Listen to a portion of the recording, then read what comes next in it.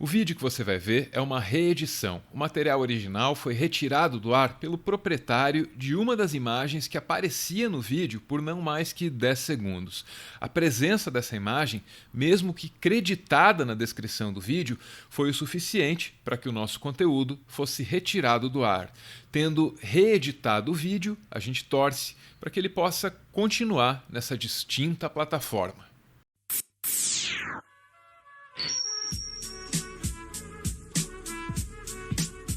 Esse é o empresário Júnior Durski. Hoje, ele é conhecido pela rede de restaurantes Madeiro, que também conta com o capital de Luciano Huck.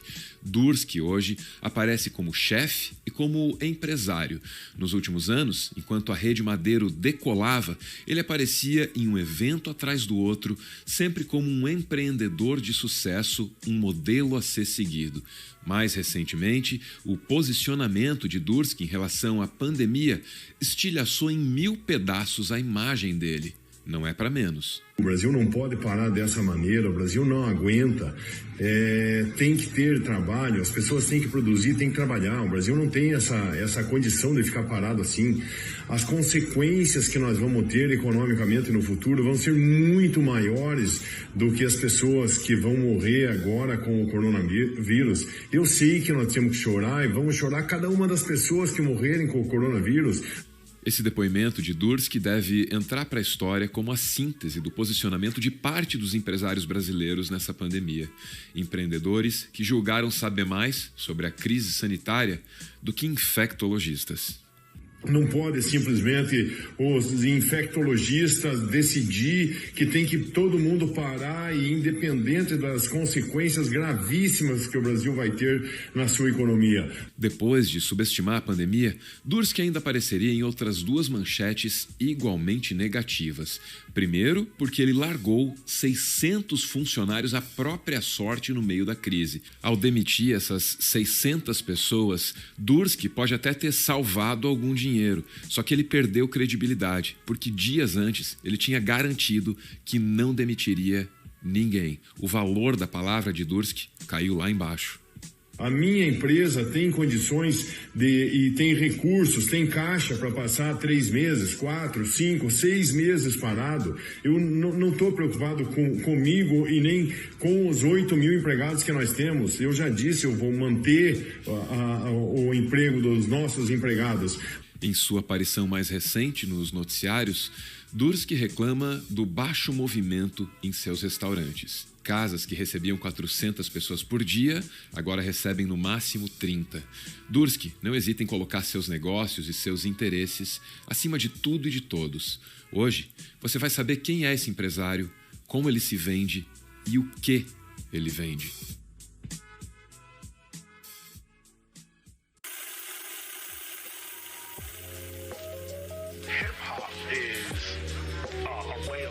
Em algumas lojas da rede de restaurantes Madeiro, especialmente as primeiras, as mesas são feitas de madeira rústica e nobre, extraída diretamente da floresta amazônica.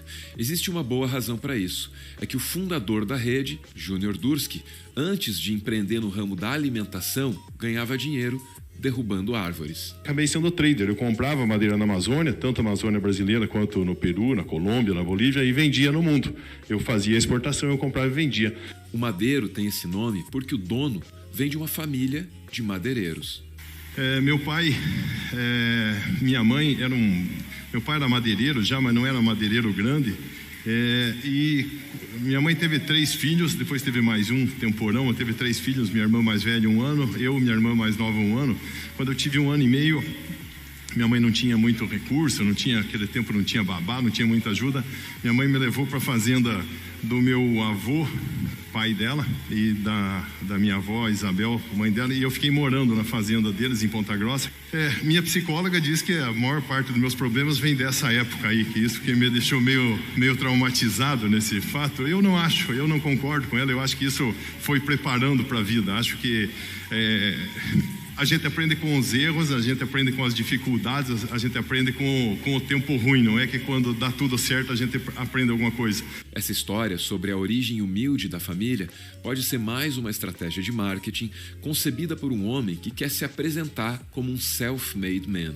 Em Prudentópolis, Durski é nome de escola, praça e rua.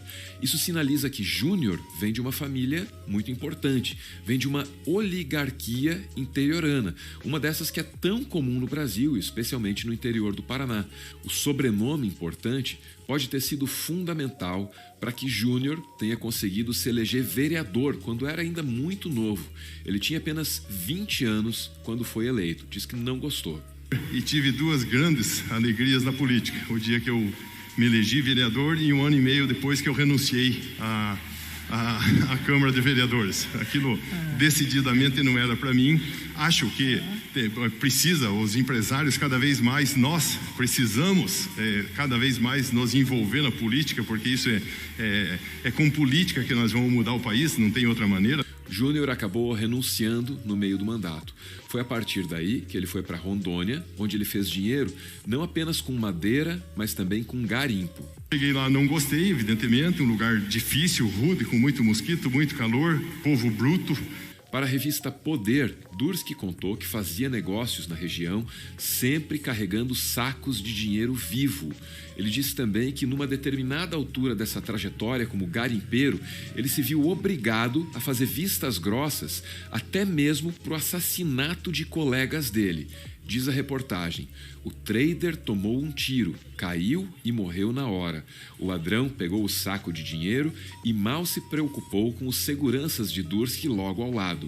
Aquilo não era assunto nosso, diz Durski.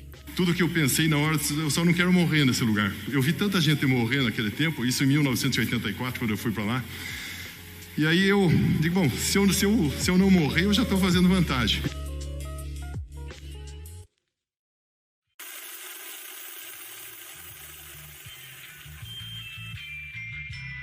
O Madeiro sempre investiu pesado em comunicação. Modéstia nunca foi o forte da rede, que surgiu com o slogan "O Madeiro faz o melhor hambúrguer do mundo", só que em inglês, que é justamente para inglês ver. Mais recentemente, as palavras do primeiro slogan foram reagrupadas para afirmar que o hambúrguer do Madeiro faz o mundo melhor. Esses dois slogans são o ponto de partida para uma severa crítica culinária publicada na Folha de São Paulo por Marcos Nogueira. O texto se concentra em detalhes técnicos para mostrar que a comida do Madeiro não vale o preço cobrado por Durski. Nogueira escreve: o pão crocante joga contra. Hambúrguer é basicamente carne dilacerada. Ele se rompe facilmente. É uma comida macia. Logo, um pão macio faz muito mais sentido. A textura de um pão crocante faz a carne moída desaparecer na paleta sensorial do sanduíche. Outro ponto da crítica se concentra na proporção de gordura contida no hambúrguer do Madeiro. Os comerciais da rede avisam com muito orgulho que o hambúrguer é mais saudável do que os concorrentes porque tem menos gordura. Nogueira critica. O hambúrguer do Madeiro é ressecado e insípido. Ao optar por um blend de carne e gordura na proporção 85-15, Durski abriu mão totalmente do sabor e do prazer. Qualquer manual de chapeiro ceboso diz que um bom hambúrguer deve ter no mínimo 20% de gordura. Muito mais saudável do que a média do mercado? Não me parece que esses 5% sejam decisivos no que tange ao entupimento coronariano. As críticas de Nogueira se concentram na comida do Madeiro, mas ele não deixa passar batido aquele segundo slogan segundo o qual o hambúrguer do Madeiro faz o mundo melhor. Em maio, o número de mortos pela Covid já ultrapassava aquela previsão desastrada feita por Durski. Mesmo assim, Durski foi ao Instagram e escreveu: "Pra frente, Brasil, vai dar tudo certo. Aqui em Balneário Camboriú tá tudo funcionando. Muito trabalho e Deus no coração." Diante disso, Nogueira conclui que o hambúrguer do Madeiro faz o mundo pior, bem pior, como nenhum outro hambúrguer jamais fez. Portanto, o Madeiro faz o pior hambúrguer do mundo.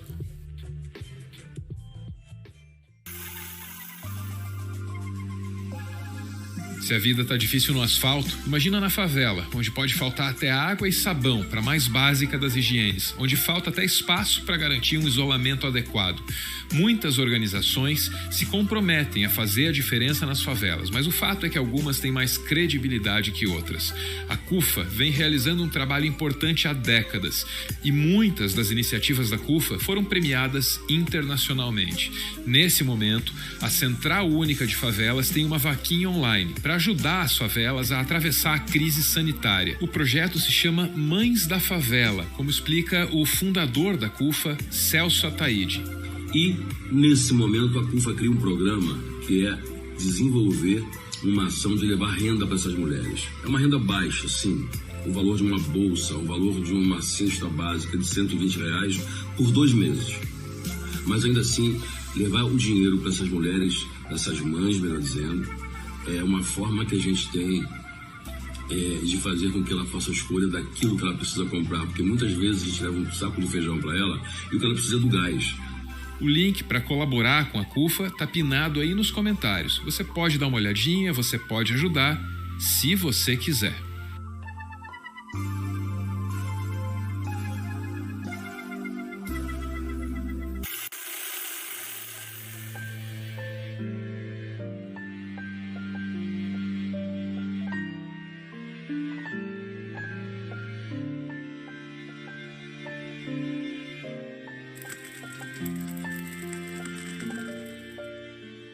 Muito obrigado por ver esse vídeo até o final. O Meteoro é mantido graças a uma campanha de financiamento coletivo. Quem participa aparece aqui no finalzinho para receber o nosso agradecimento. Hoje a gente vê aí a Poliana e o Marcelo, que ganha da Poliana a mensagem que segue. Diz ela: Marcelo, meu amor, acredito que tudo acontece no momento certo e o nosso momento é esse. Sou grata ao universo por ter conhecido você. Te amo.